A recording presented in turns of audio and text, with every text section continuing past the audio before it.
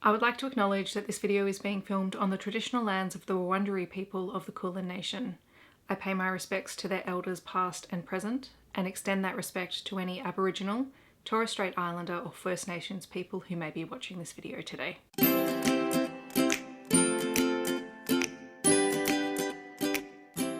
Hi everyone, my name is Steph, this is the Novelty Corner and welcome back to my channel. Today I have my November book haul, which somehow got away from me. Who is surprised by this? Certainly not me. We're gonna go through all of the things that I have acquired, starting with review copies, children's, middle grade, young adult titles, and then my adult romance titles. I think those are my categories today. I wasn't expecting to get this many review titles, but I did. And they all turned up sort of in the last week. So I need to catch up. Oh, there's one more, hold on. From Hachette, I received Charlie's Whale by Libby Gleeson and Hannah Somerville.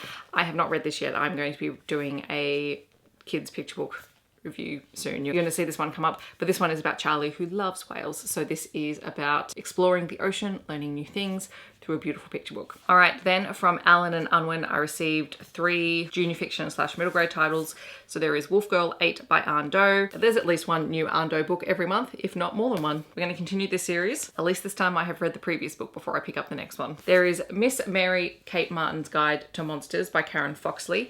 Now this one is The Trouble with the Two-Headed Hydra, and I've forgotten what the first book was The Wrath of the Wollongton Worm, and I read that and really enjoyed it. So I'm very excited to be reading the second adventure of Miss Mary Kate, so I will let you know how this goes. And also One More Mountain by Debra Ellis, and Debra Ellis is the author of Pavana, I believe, and this is a story that takes place after that. I haven't read Pavana, but I'm going to read this one and then hopefully get back and read the first book. And then adult titles that I received from Alan and Unwin include Carly Lane's newest book, Wish You Were Here. I love Carly Lane. I need to read this one. She writes a small town contemporary romance. They're usually closed door, but they are a lot of fun.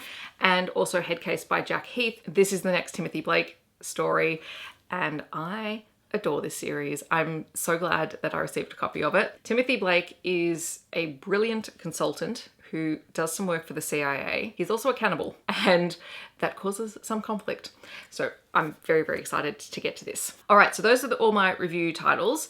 Then we might do picture books next. There's just a few of them. There is Colouroos by McGregor, which is a beautiful book that not only introduces colour, but also talks about how families come together and grow and change, because you have the yellow mob, the red mob, and the blue mob, who all end up at the same waterhole during the drought. And then of course they start making families and having children, and suddenly you have green kangaroos and purple kangaroos. It's absolutely gorgeous. Love this. I've read this many times, but I didn't own a copy of it, so I'm glad that I now own one. There is the most recent installment in the Very Cranky Bear series. This is The Very Clever Bear by Nick Bland. Bear gets up to all sorts of adventures, and in this one a circus turns up in the forest and Bear and all of his friends get involved in it. I haven't read the next one. This is The Speedy, Sloth by Rebecca Young and illustrated by Heath McKenzie. This is the 2023 National Simultaneous Storytime picture book for the year, so I wanted to get a copy of it for myself before we participate in that as a school next year. So I will be reading this one very soon. And then I received 3 books in the quarterly subscription for the Little Book Room's picture book subscription service. So this is a great way for me to get picture books that I might not necessarily have heard of. The first one is Thank You Rain by Sally Morgan and Johnny Wakacha Malibar. And I haven't read these yet, so I need to dive into them, but it is a beautiful Indigenous book. Just look at these illustrations, so I can't wait to get into it. There is Come Over to My House by Eliza Hull and Sally Rippin and illustrated by Daniel Gray Barnett. Absolutely gorgeous. This has a cutout in the front cover, and I believe this is around inclusivity. And then there is The Magic Kiss, A Goodnight Journey by Balou. This is a picture book, I think, for helping children to go to sleep at night. It's about sleep routines.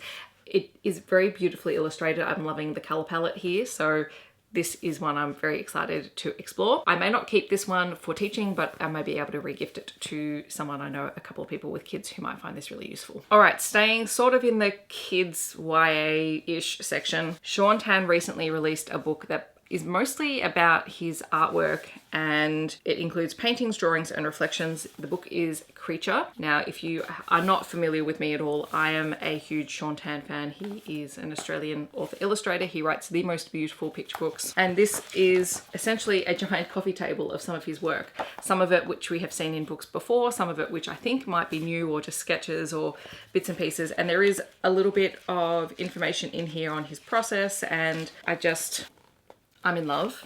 I couldn't not own this. I don't collect a lot of coffee table books, but I had to get Shontan's one. I'm just very excited to have this. So last year I started this tradition of buying myself a special edition of a series or a book or something that has a really personal meaning for me. So last year it was the Folio Society editions of Jurassic Park and the Lost World. And I was looking at getting another set of Folio Society books for the His Dark Material series by Philip Pullman. And I looked at them and I like them. They're gorgeous. But I had seen, and I didn't realize this was happening, that the His Dark Materials series is being fully color illustrated. And so in the end, I decided to get these Scholastic editions. So even though they're not probably as fancy as the Folio Society ones, they are equally as stunning. They're illustrated by Chris Worm. They're full color inside. I'm so happy to have these. Just look at it. So there is Northern Lights and The Subtle Knife. The Amber Spyglass isn't out yet, but as soon as it is, I will be collecting that one. I don't have any of those sort of children's classics in this illustrated style, and I'm very happy. So this is my very early Christmas gift to myself. This is the collector's edition things that I would like to, you know, every once in a while, just find those books that have that really special meaning to me.